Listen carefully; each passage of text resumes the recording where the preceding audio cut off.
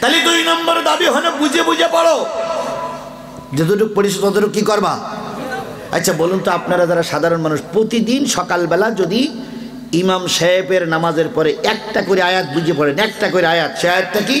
আলহামদুলিল্লাহি রাব্বিল আলামিন, সমস্ত প্রশংসা কার?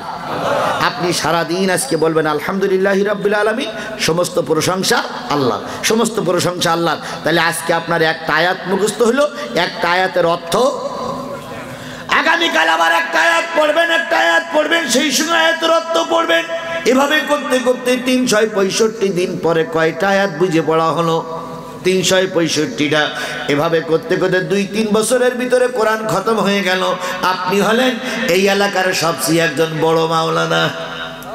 টাইটেল পাস করলেই মাওলানা হওয়া যায় না, কওমি পাস করিয়ে একবার মুফতির সনদ নিয়ে আসলে মুফতি হওয়া যায় না, হাফেজ সাহেব হইলেই সব কিছু জানা হয় না।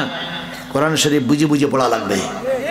সুতরাং কোরআন শরীফের 2 নম্বর দাবি হলো কি করে পড়ো? বুঝে বুঝে পড়ো। 3 নম্বর কোরআনের দাবি হলো যতটুকু বুঝেছো ততটুকুর পরে আমল করো। বলুন তো, সব হুজুররা কি আমল করে? আরো জোরে বলেন, সব হুজুররা কি আমল করে? যদি আমল করতো তাহলে শেখ হাসিনারে কেউ বলেছেন জান্নাতি, শেখ হাসিনারে কেউ বলেছেন আপনি কওমি জননী, বলিনি বলিনি বলিনি বলিনি।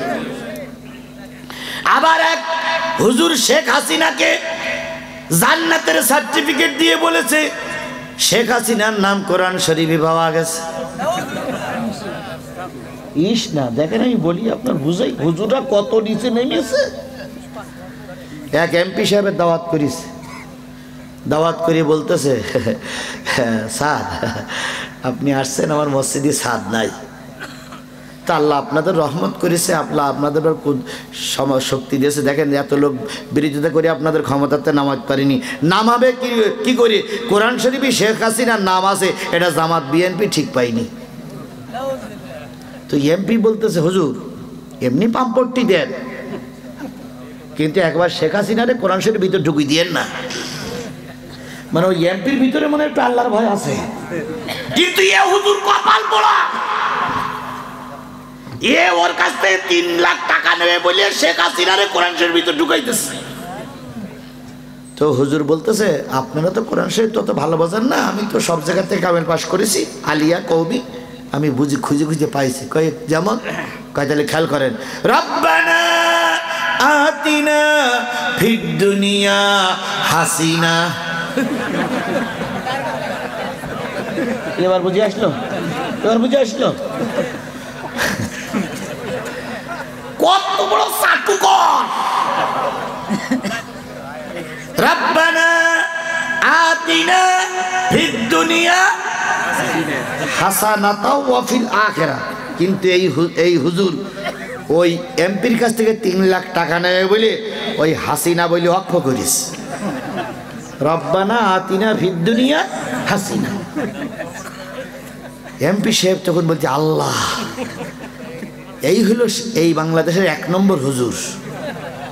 এতদিন পর আমরা সঠিক কথাটা পাইছি, ওয়া ফিল আখিরাতে হাসিনা। আছে না ওখানে? আছে না? আবার এইরকম মোনাজাত আজকে বাড়িতে যে শুরু করেন না স্যার,